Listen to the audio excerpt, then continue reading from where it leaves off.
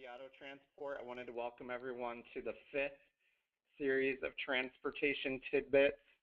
It's been awesome to hear the roll call going on and all of you guys join us and share which auction you're from.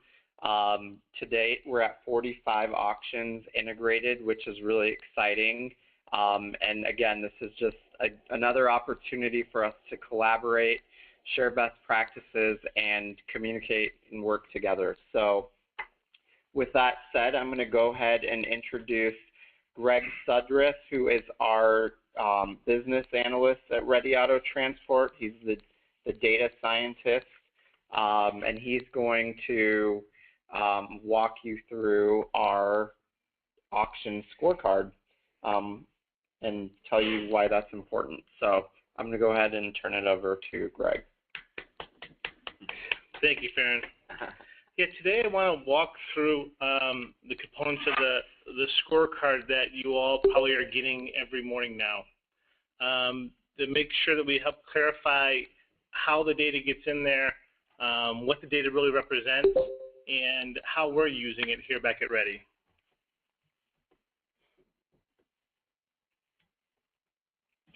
So if you have any questions during this presentation, you can email them to marketing@readyat.com or use the instant message/chat feature in GoToMeeting to ask them so we can recap with Greg at the end. So Greg, back to you. Thank you. So what is the scorecard? The scorecard was really developed to allow us here at Ready to identify hotspots that need to be addressed as we're starting out the auction integration rollouts. It allowed us to not only have visibility into the hotspots, but also find areas where we were performing well so we could look at best practices that were happening in those areas and bring them across to help potentially solve some of the hotspots. Something to note about the scorecard is that it is not a measure of every vehicle that's coming into the auction. It only measures vehicles that are going through the Ready system. So for those consigners that do their transportation themselves, it is, unless they happen to choose Ready as their transporter, it is not included in this data set. So the scorecard really has two components that are two separate but related dashboards. The first is the auction dashboard that looks at specific metrics specifically at the auction level, and the other one is a commercial viewpoint. So this is what the auction dashboard looks like. This is when you get your emails in the morning, this is the very first graphic that appears in that email.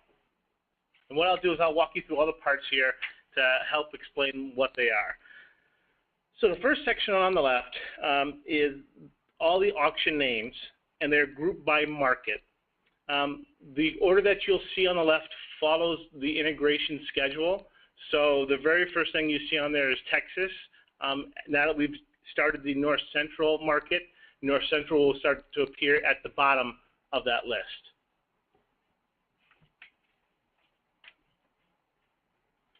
The next two columns are both days to transport metrics.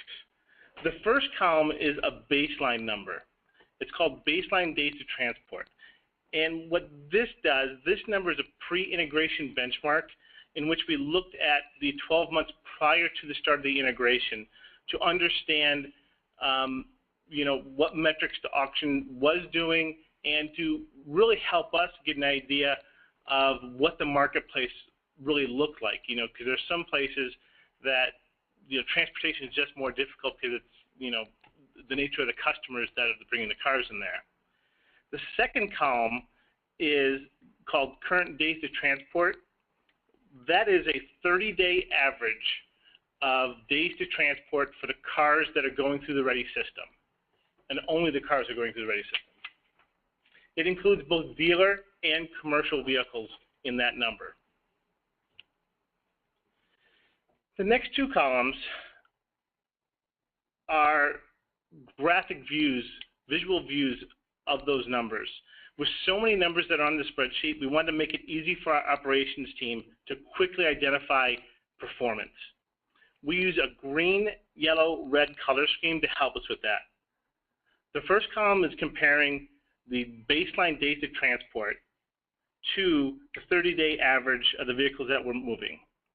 So in this illustration here, green represents that we are at or below what the current baseline was. Red would represent that we are over where the baseline was. When we move to the next column, which is column D, the ready SLA, this is measuring the current days to transport, our average 30 days, against Ready's own internal SLA of 5 days. Now, you may ask the question, why is our internal SLA 5 days when we have, commercial accounts out there that have SLAs of 2 and 3 days at times? We do it at 5 days because we also have longer distance dealer moves, moves that are going across country, thousands of miles. It sometimes takes 3, 4, and 5 days just to transport the vehicle from Florida to Seattle. So when we average it all out, using 5 days is a safe number. And what we do then, though, is look at that and compare this. So when you look at it here, you'll see the yellow boxes mean that we are between 4 and 5 days on the average days to transport for that auction. Green means we're less than 4, and if it's red, it means that we're over 5 days. In addition to looking at the 30-day average, we also look to see how we're trending over the last 2 weeks. So the arrows you see here, where it says overall trend all accounts, is looking at and comparing is the 30-day average improving, staying the same, or getting worse? Even as much as a 0.01 change will make the arrow go up. So you do have to kind of look at it and understand, is it really an issue? Is it going up dramatically? Or is it just that, you're going to have fluctuations of, 0.04 and 0.05 days all the time? The second column you see there is looking at only the commercial accounts, where the first 30-day average looked at every single vehicle that's going into an auction, whether it be a dealer vehicle or a commercial vehicle. We also wanted to separate out and look at how is the performance for only the commercial accounts that are going into an auction. We use the same color scheme here, the same red, green, and yellow.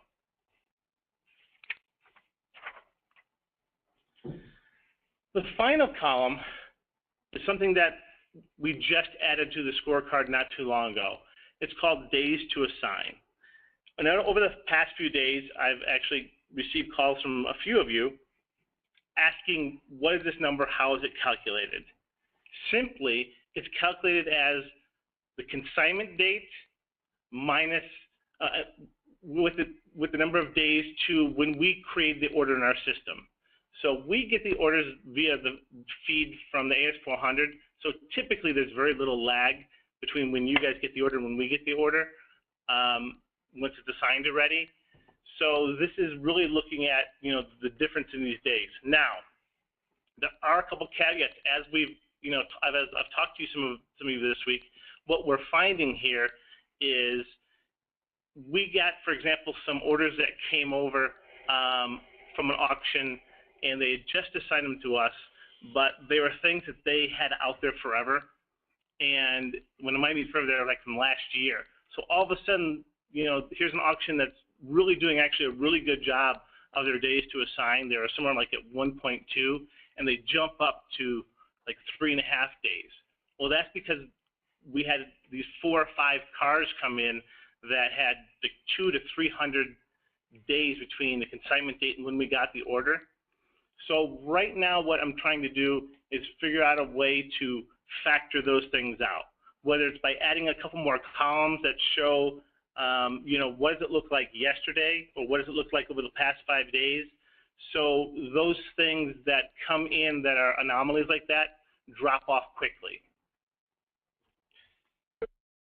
So before we move on to the next section, which is what Melissa's asked for, I'm just going to open it up real quick for any questions about the auction scorecard.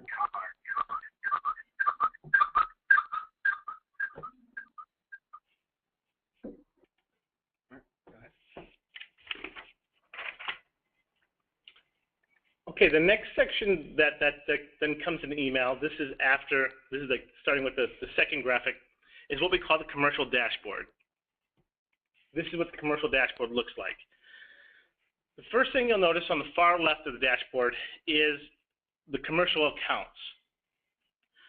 Not every commercial account is listed in our what we're tracking. We're tracking, you know, some of the top commercial accounts as far as volume goes, or those commercial accounts that we've received from, you know, people out in the field that there's issues with, and we need to keep a closer eye on them. We do add accounts all the time, so if the need arises that, you know, we need to start following X commercial account that isn't on the dashboard currently, we can add them relatively easily.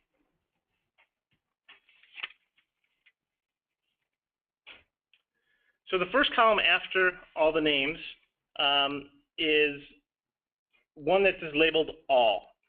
What this is measuring is for the cars for that commercial customer, so we'll take, you know, Nissan, for example, across all auctions that in which Nissan is sending cars through the Ready system, here's the average days to transport. So let's look at that very first one and pretend like that was Nissan, the 2.09 days. Across every auction that Ready is doing, that is what the average for that customer is. We also, again, use the same green, yellow, red schema that we used on the previous ones.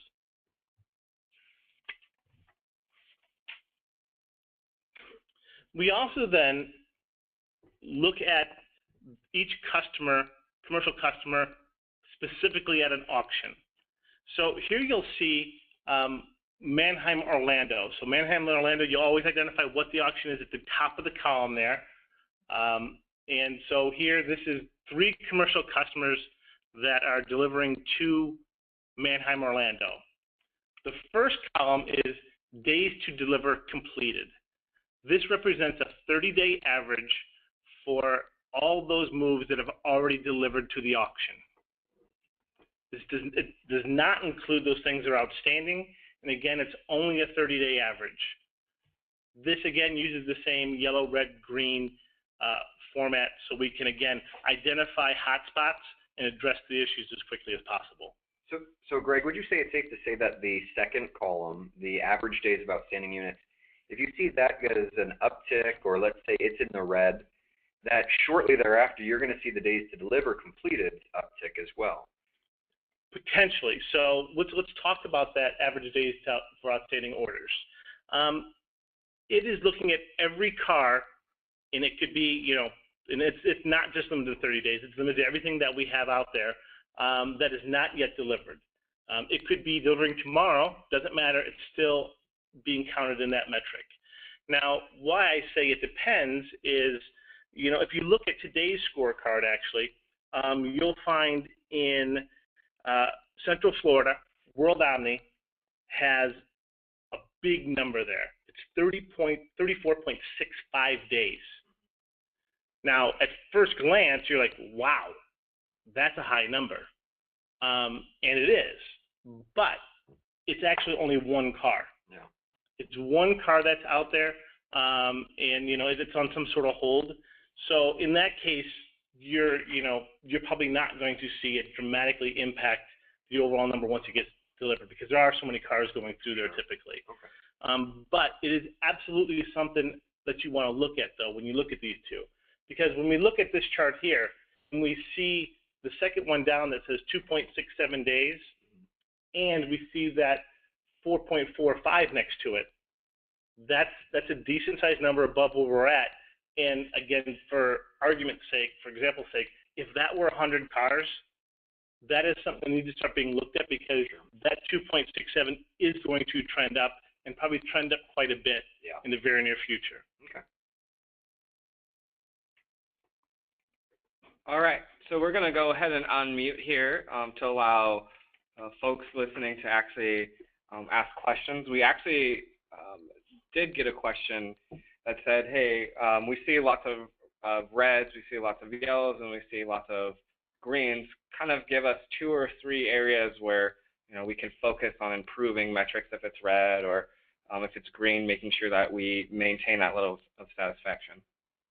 Okay. So when looking at greens, something you need to make sure you look at is, from an auction scorecard perspective, the trend arrow. If the trend arrow is going up, then you definitely need to keep an eye on things and start making sure it doesn't switch to yellow. And then when you look at it from a commercial account perspective, that's when that other number comes into play, the outstanding orders number. If they're both green and they're both in the same area, your trend is going to continue where it is.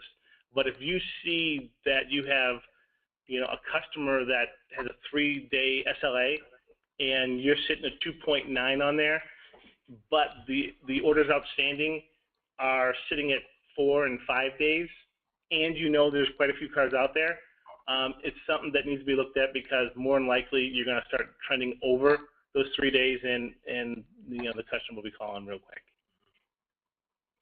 Yeah, I would say, there's a few other columns I'd like to point out. The recently added days to assign column is very useful to us too.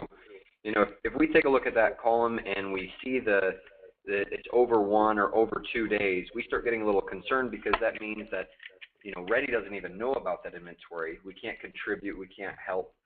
So we definitely want that to get assigned to us as quickly as possible. And even if the auction staff are verifying out of the AS400, we still think that could be managed below about a 2-day average.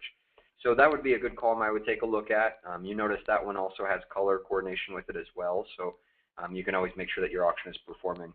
But what's nice too is this allows us a really good baseline among all the auctions, so that we understand where we're performing. And a lot of the auctions, hopefully we can open up some collaboration among transportation departments, so we can even reach out to others and see how we can improve and change some of our processes to do a little bit better. So I think it's nice to be able to go and quickly glance at all these different auctions and how they're performing. And another question is, if personnel wanted to, or our transportation staff wanted to get a deeper dive into this data, what would be the best solution for them to reach out and connect with you? I would probably start with Elizabeth. Start with her.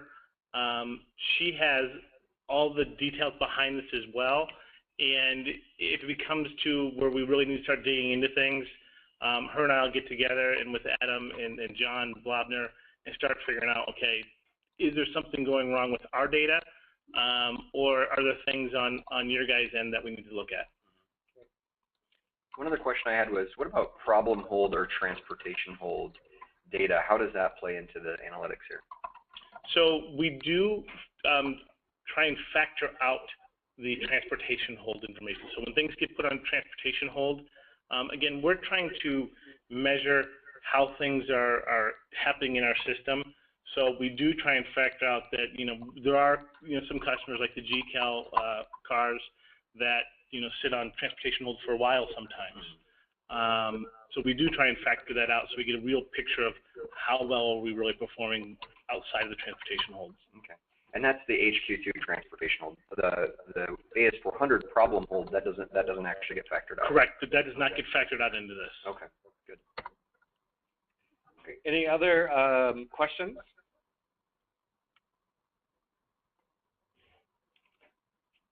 All right, perfect. Well, we know that this one went rather quick, but Greg had a ton of material to cover, and I think he did a great job. Just like every other transportation tidbits, this one will be emailed out to you with our PowerPoint, as well as a copy of the video, the recording that we've done for today's presentation. It'll also be available on ready@manheim.com as well. If you don't know your access to ready@manheim.com, please reach out to marketing@readyat.com or your field lead.